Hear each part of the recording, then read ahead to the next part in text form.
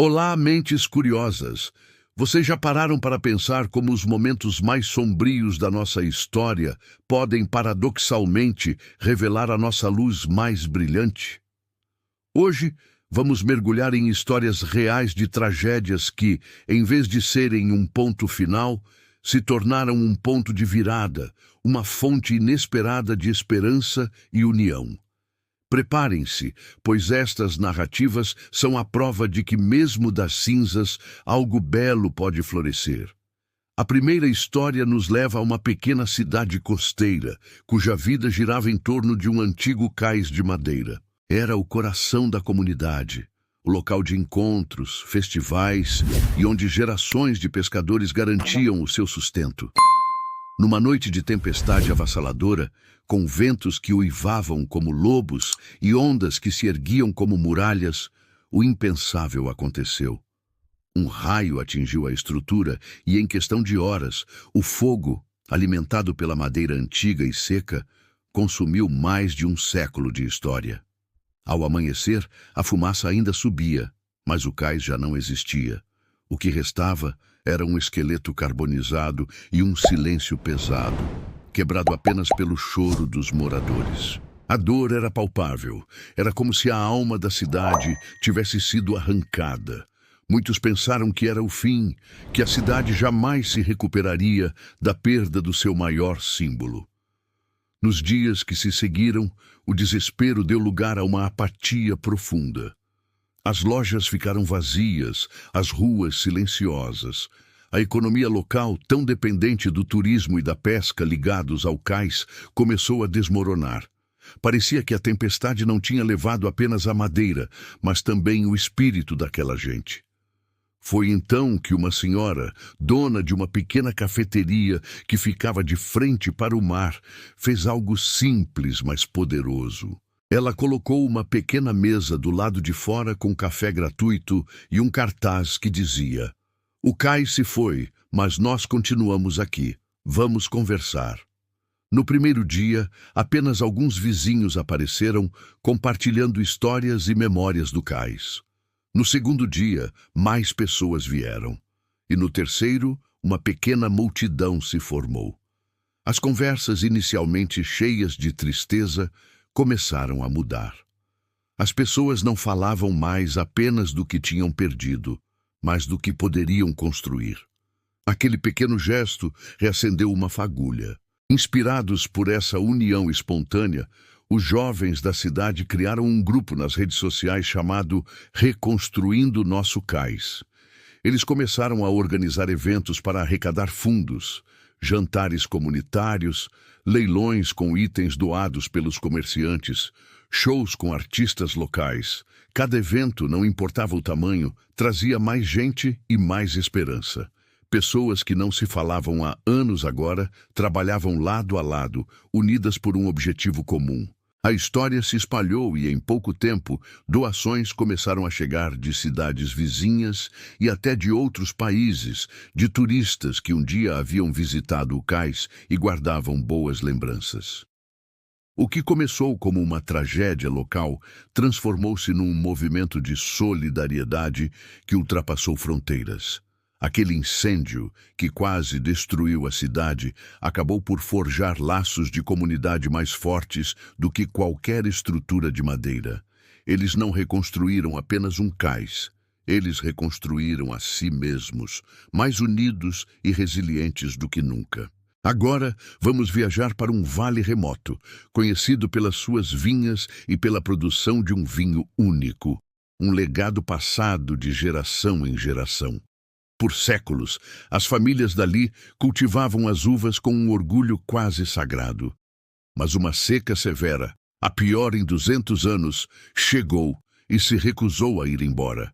Os rios viraram filetes de água, os poços secaram e a terra, antes fértil, tornou-se dura e rachada. As vinhas, que eram o orgulho e o sustento de todos, começaram a morrer. As folhas amarelaram, as uvas murcharam antes de amadurecer. A colheita daquele ano foi praticamente nula. A desolação tomou conta do vale. Várias famílias, vendo suas economias se esvaírem e sem perspectivas, começaram a fazer as malas, abandonando as terras que seus antepassados haviam cultivado com tanto amor. O sonho do Vale do Vinho parecia estar secando junto com a terra.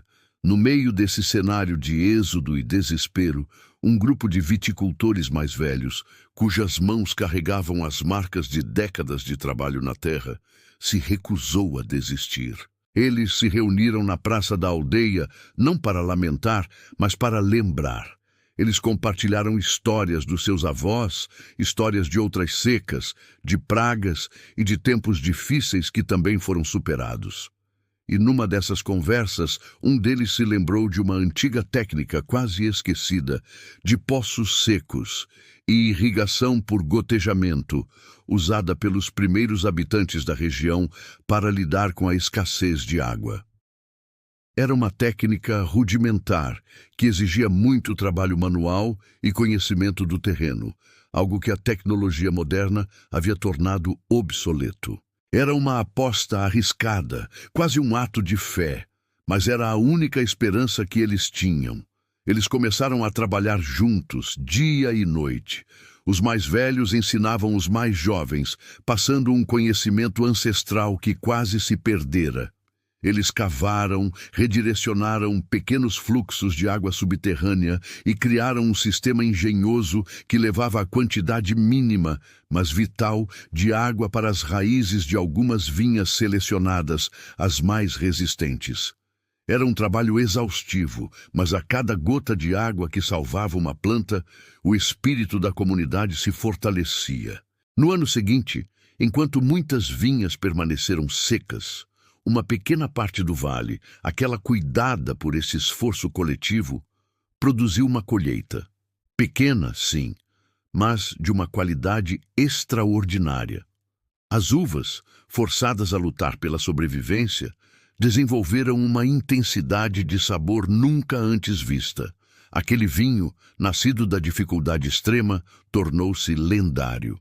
Ele foi batizado de Lágrima do Vale. A tragédia da seca não destruiu a comunidade.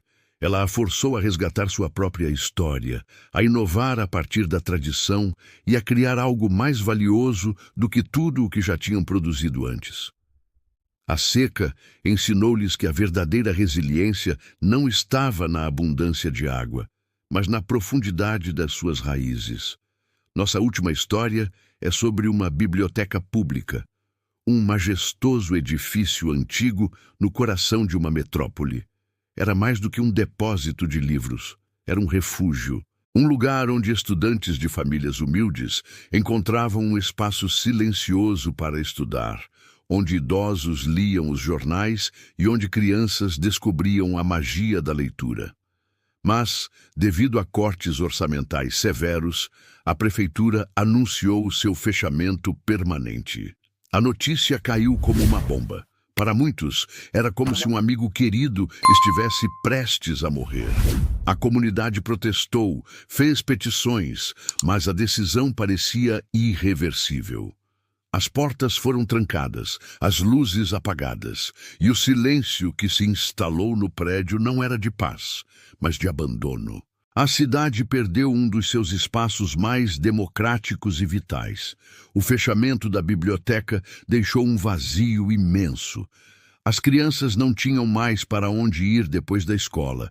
Os estudantes perdiam seu local de pesquisa e a comunidade perdia seu ponto de encontro. Foi então que uma bibliotecária, recém-desempregada, chamada Clara, teve uma ideia. Ela pegou alguns livros que tinha em casa, colocou-os numa caixa de madeira e a deixou na praça em frente à biblioteca fechada, com uma placa. Leve um, deixe um. A biblioteca está fechada, mas a leitura não pode parar. No início, as pessoas olhavam com desconfiança, mas logo alguém pegou um livro e no dia seguinte deixou 2 no lugar. Em uma semana, a caixa estava transbordando. Outras pessoas inspiradas começaram a criar suas próprias mini-bibliotecas em caixas de correio antigas, cabines telefônicas desativadas e até em tocos de árvores. Uma rede de partilha de livros começou a se espalhar pela cidade, de bairro em bairro, como um organismo vivo. As pessoas não apenas trocavam livros, mas também deixavam bilhetes dentro deles, iniciando conversas com leitores desconhecidos. Grupos de leitura começaram a se formar nos parques e cafés. A tragédia do fechamento da biblioteca física deu origem a algo muito maior. Uma biblioteca descentralizada, viva e comunitária, que pertencia a todos. A leitura saiu das paredes do prédio e tomou as ruas, tornando-se mais acessível e visível do que nunca. A perda do edifício ensinou à cidade que uma biblioteca não é feita de tijolos e argamassa, mas de leitores e histórias compartilhadas. A fé na cultura e no conhecimento, que parecia ter sido abalada, renasceu mais forte, vibrante e espalhada por cada canto da cidade. Essas histórias do cais reconstruído, do vinho nascido da seca e da biblioteca que se espalhou pelas ruas, nos mostram uma verdade poderosa. Em momentos de perda e desespero, quando tudo parece perdido, é que a nossa capacidade de nos unir, de inovar e de ter esperança é mais testada e muitas vezes mais brilhante. A tragédia pode destruir estruturas, secar a terra e fechar portas, mas não pode apagar o espírito humano quando ele decide lutar e se reinventar. Qual dessas histórias mais tocou você? Deixe seu comentário aqui embaixo. Vamos conversar sobre o poder da resiliência. Se você gostou deste vídeo e quer ver mais conteúdo que nos inspire a ver o mundo de uma forma diferente, não se esqueça de deixar o seu like, se inscrever no canal e ativar o sininho para não perder nada. Muito obrigado por assistir e até a próxima.